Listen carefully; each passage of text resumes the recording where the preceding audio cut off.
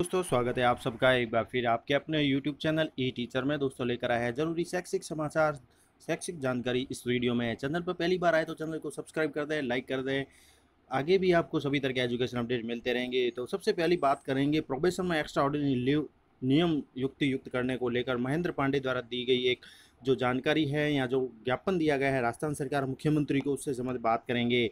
तो महोदय जी ने बताया है कि राज्य सरकार के वित्त विभाग द्वारा नवनियुक्त जो कार्मिक होते हैं 2 वर्ष प्रोबेशन में 30 दिन एक्स्ट्रा ऑर्डिनरी लीव लेने पर प्रोबेशन आगे न सरकाए, यानी नई सरकार तथा 1 दिन और अधिक यानी 31 दिन एक्स्ट्रा ऑर्डिनरी लीव लेने पर पूरे 31 दिन प्रोबेशन आगे सरकाने का विसंगतिपूर्ण जो नियम बनाया गया है।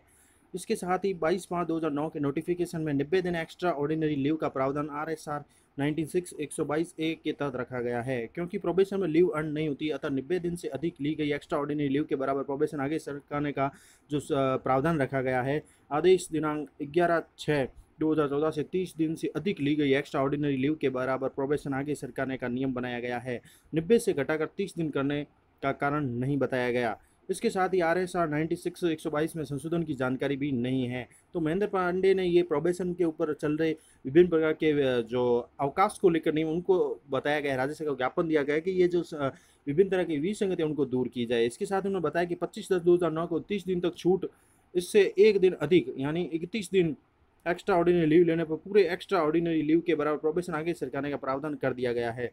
इसके साथ ही अब संगठन का आंकलन है कि प्रोबेशन के बीच में अवकाश नियम बदलना जो है उचित नहीं है। लोकतंत्र में मानवीय से निर्णय करने की जरूरत है और इस प्रकार संगठन आग्रह करता है कि नवनियुक्त पर जो कार्मिक होता है उनका 2 वर्ष प्रोबेशन होता है, पद के वेतन से कम मानदेय मिलता है। पहली बात तो यह है कि नवनियुक्त पर जो 2 वर्ष का प्रोबेशन चलता है, इस अवधि में उसको वेतन कम मिलता है, मानदेय कम मिलता है। दूसरा, प्रोबेशन शुरू करने के दिन जो अवकाश के नियम हो वह नवनियुक्त शिक्षक कार्मिक पर प्रोबेशन पूरा होने तक लागू रहे, यानी कि प्रोबेशन शुरू होने से लेकर अवकाश के जो भी नियम हो वह नवनियुक्त शिक्षक कार्मिक पर प्रोबेशन पूर्ण होने तक पूर्ण रूप से लागू रहे।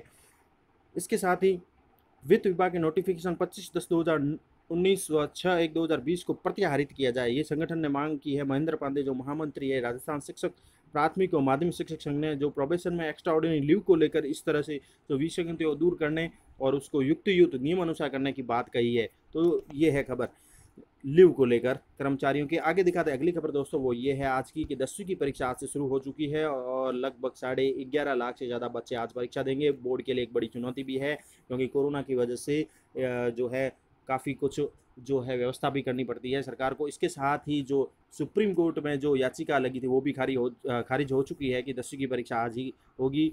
तो आज 11.5 लाख से ज़्यादा बच्चे देंगे बोर्ड की परीक्षा और लगभग 521 परीक्षा केंद्र भी बढ़ाए गए हैं बोर्ड में।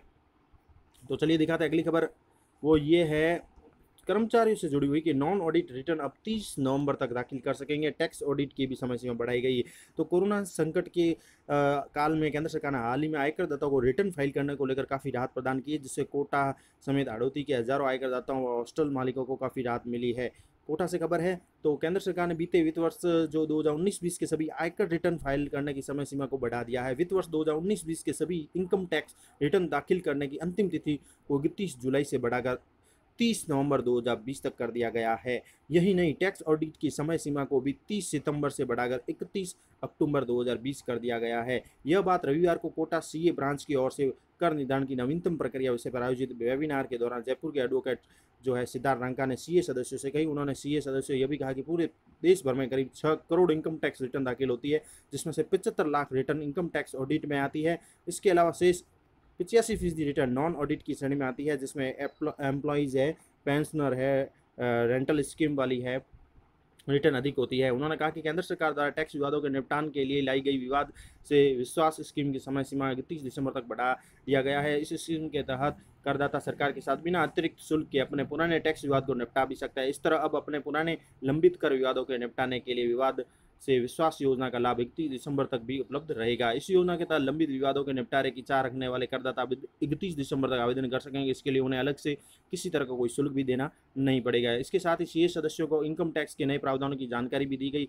कोटा के सीए ब्रांच की चेयरपर्सन सीए रजनी मित्तल ने कहा कि इस स्कीम का मुख्य उद्देश्य लंबित विवादों का समाधान करना है। तमाम अदालतों में प्रत्यक्ष रूप से 9.32 लाख करोड़ रुपए के 4.83 लाख मामले लंबित है। इस स्कीम के तहत करदाताओं को केवल विवादित टैक्स राशि का भुगतान करना होगा। उन्हें ब्याज और जुर्माने पर पूरी छूट मिलेगी। तो ये अच्छी खबर है जो है टैक्स को लेकर कि नॉन ऑडिट रिटर्न अब 30 नवंबर तक दाखिल कर सकेंगे और टैक्स ऑडिट की भी समय सीमा बढ़ा दी गई है, जो पूरे देश में लागू होता है। केंद्र सरकार द्वारा जो वित्त वर्ष 2019-20 को लेकर यह अहम जानकारी दी गई है, समय सीमा बढ़ा दी गई है। तो 2019-20 के वित्त वर्ष के इनकम टैक्स रिटर्न दाखिल करने की अंतिम तिथि जो 31 जुलाई से बढ़ा गई 30 नवंबर तक कर दिया गया है और टैक्स ऑडिट की समय सीमा भी है 30 सितंबर से 31 अक्टूबर 2020 कर दिया गया है। तो सभी कर्मचारियों के लिए भी ये जानकारी बहुत जरूरी है। आगे दिखा देते हैं अगली खबर दोस्तों, वो ये है कि भर्ती को लेकर है बात, वो नहीं मिलते भर्तियों के एक मुश्त पद, प्रक्रिया में होती है देरी। आरपीएससी से खबर है, राजस्थान लोक सेवा आयोग भर्तियों के एक मुश्त पद भेजने के लिए सरकार को पत्र भेजेगा। बार बार सूची पत्र जारी करने, परीक्षा और परिणाम में देरी के चलते यह फैसला किया गया है। आयोग आरएएस और अधीनस्थ सेवाओं सहित कॉलेज, स्कूल, व्याख्याता, तकनीकी शिक्षा, चिकित्सा शिक्षा और अन्य विभागों की भर्ती परीक्षाएं करता है। इसके लिए कार्मिक विभाग और विभागवार रिक्त पदों का ब्यौरा लेकर आयोग को भर्ती की अनुशंसा करता है। आयोग पदों के वर्गवार परीक्षण के बाद ऑनलाइन आवेदन मांगता है। आयोग के भर्तियों के आवेदन मांगने, परीक्षा साक्षात्कार कराने के बाद सरकार और कार्मिक विभाग सूची पत्र भेजते हैं। इसमें पूर्व आवेदित पदों के अलावा नए पद भी सृजित करने की अनुशंसा भी होती है। इससे भर्ती प्रक्रिया में बेवजह की काफी देरी भी हो जाती है। आयोग को भी अधिसूचना के अनुसार नए पदों की एवज में दोबारा शुद्धि पत्र निकालकर संशोधित परिणाम जारी भी करना पड़ता है। तो इन सब को लेकर जो है आरपीएससी जो है काम कर रही है, तो एक मुश्त पद की प्रक्रिया करने की कोशिश करती है। तो आज की न्यूज़ में फिलहाल इतना ही दोस्तों। आशा है आपको वीडियो अच्छा लगा। वीडियो अच्छा लगे तो एक लाइक कर दें, चैनल पर पहली बार तो सब्सक्राइब करें। आगे भी आपको सभी तरह के अपडेट हमारे चैनल पर मिलते रहेंगे। Thank you for watching our channel E teacher.